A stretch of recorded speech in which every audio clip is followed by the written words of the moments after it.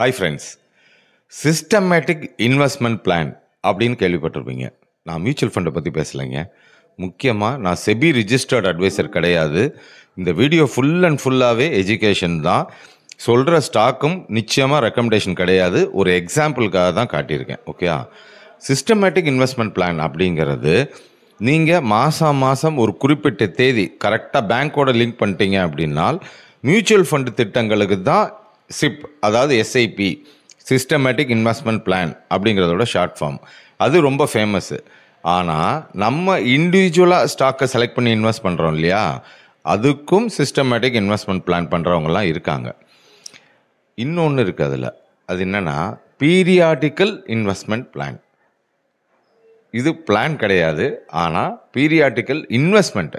இது என்ன சார் புதுசாக இருக்குது அப்படின்னு கேட்டால் அதை பற்றி எக்ஸ்பிளைன் பண்ணுறதுக்கு தான் இந்த வீடியோ. ஏன்னா சிஸ்டமேட்டிக் இன்வெஸ்ட்மெண்ட் பிளான் அப்படிங்கிறது தான் இருக்கிறதுலே தி பெஸ்ட்டு. ஆனால் இல்லை சார், எனக்கு காசு மாதம் கன்சிஸ்டண்ட்டாக வராது, 2-3 மாதத்துக்கு ஒரு தான் வரும், என்னோடய நேச்சர் ஆஃப் ஜாப் அப்படின்னீங்கன்னால் நீங்கள் சிப்பு போட்டிங்கன்னா கரெக்டாக உங்களால் ஃபாலோ பண்ண முடியாது. அதுக்கு தான் இந்த ஒரு ஆல்ட்ரேஷன் இருக்குது அப்படின்றத சொல்கிறதுக்கு தான் இந்த வீடியோ. ஓகே, அதாவது ஒரே நிறுவனத்தில் தொடர்ந்து பல்வேறு நேரங்களில் முதலீடு பண்ணால் என்ன மாதிரி ரிட்டர்ன் கிடைக்குது அப்படிங்கிறத தான் இவர் சொல்ல வர்றது. இப்போது இப்போ இந்த லெஃப்ட் சைடில் மேலே பார்த்தீங்கன்னா ஹோல்டிங் பிரேக்கப் அப்படின்னு இருக்கும். பிரேக்கப்னா அவர் இதே நிறுவனம், என்ன நிறுவனம், கர்நாடகா பேங்க் அப்படிங்கிற ஒரே நிறுவனத்தில் பல்வேறு காலங்களில் பண்ண சின்ன சின்ன முதலீடு இப்போது சேர்ந்து எப்படி இருக்குது அப்படிங்கிறத தான் இந்த வீடியோவில் பார்க்க போகிறோம். ஓகே, இப்போ இவரோட மொத்த இன்வெஸ்ட்மெண்ட் அப்படின்னு பார்த்தீங்கன்னா 1918 ரூபாய். இந்த நிறுவனத்தில், கர்நாடகா பேங்க் அப்படிங்கிற நிறுவனத்தில் மொத்தம் 14 ஷேர் இப்போ இன்றைக்கி வச்சுருக்காரு. ஆனால் இந்த 16 ஷேரும் ஒரே நேரத்தில் வாங்கினதா அப்படின்னு கேட்டால் கிடையாது. அப்படியே அது கீழே பாருங்கள் ஷேர்ஸ். இந்த மாதிரி 3, 1, 3, 2, 4, 1 இப்படி சின்ன சின்னதாக சேர்த்து தான் இது 14 ஷேர் ஆகிருக்கு. ஆனால் எந்தெந்த நேரத்தில் வாங்கியிருக்காரு, என்ன ப்ரைஸில் வாங்கியிருக்காரு அப்படிங்கிறது இங்கே இருக்கும். அதாவது 2022 ஜூனில் 67 ரூபா விலைக்கு ஒரே ஒரு ஷேர். அடுத்தது அதே 2022 7ஆம் தேதி, அதாவது 2ஆம் தேதி, இது 5 நாள் கழித்து 65 ரூபாய்க்கு 4 ஷேர். இதுதான் இங்கே ப்ராஃபிட்டாக வரும். இந்த 2022 ஜூனில் இந்த 67 ரூபாய்க்கு வாங்கினது இப்போது 214% ப்ராஃபிட்டில் இருக்குது. ஆனால் இதே கர்நாடகா பேங்க்கு 2024 அக்டோபர், இது என்னது டிசம்பர், ஒரு 3 மாதம் முன்னாடி 217 ரூபாய்க்கும் 3 ஷேர் வாங்கியிருக்காரு. அது இப்போ 2% மைனஸில் இருக்குது. இந்த குறிப்பிட்ட முதலீடு 2% மைனஸில் இருக்குது. ஆனால் ஓவரால் இவருடைய இன்வெஸ்ட்மெண்ட்டுங்கிறது பார்த்திங்கன்னா 54% ப்ராஃபிட்டில் இருக்குது. எப்படி?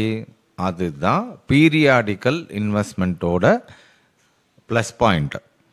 ஓகே, ஏன்னா இவருடைய இப்போ இவர் 217 ரூபாய்க்கு வாங்கியிருந்தா கூட இவரோட ஆவரேஜ் ப்ரைஸுன்றது என்ன, 137 தான்.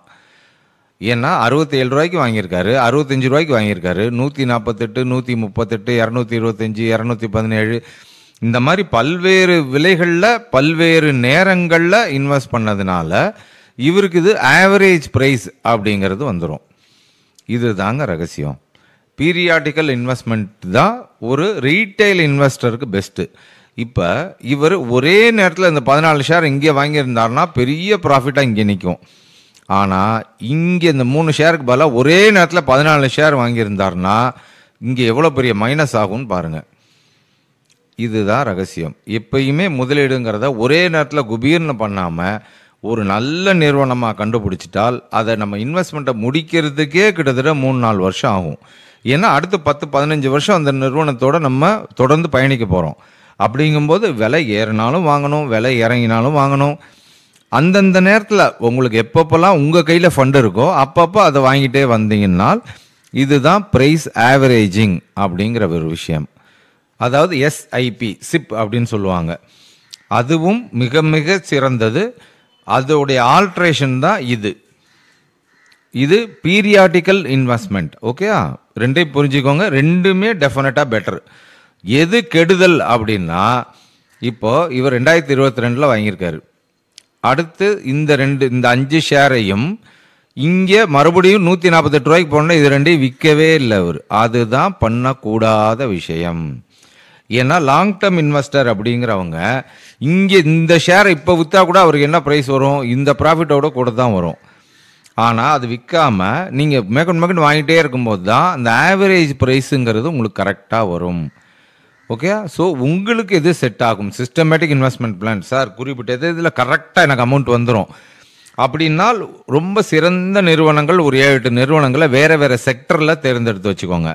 அதில் மாதம் கரெக்டாக உங்களுக்கு அதுக்கேற்ற மாதிரி என்ன அமௌண்ட்டோ அதை பிரித்து இன்வெஸ்ட் பண்ணிகிட்டே வாங்க. ஒரு குறிப்பிட்ட தேதியில் கரெக்டாக வாங்கிட்டே வரீங்கன்னா அது சிஸ்டமேட்டிக் இன்வெஸ்ட்மெண்ட் பிளான். இல்லை சார் எனக்கு அப்படியெல்லாம் வராது, அப்பப்போ 3-4 மாதத்துக்கு ஒரு தான் கையில் காசு வரும் அப்படின்னால் அது பீரியாடிக்கல் இன்வெஸ்ட்மெண்ட், அதுவும் சிறந்தது தான். ஆனால் கீழே கொஞ்சம் ஏறும் போதெல்லாம் அதை விற்றுக்கிட்டே இருந்தீங்கன்னால் இந்த ஆவரேஜ் ப்ரைஸுங்கிறது கண்டிப்பாக அடிபடும். புரியும்னு நினைக்கிறேன். ஓகே, பாய்.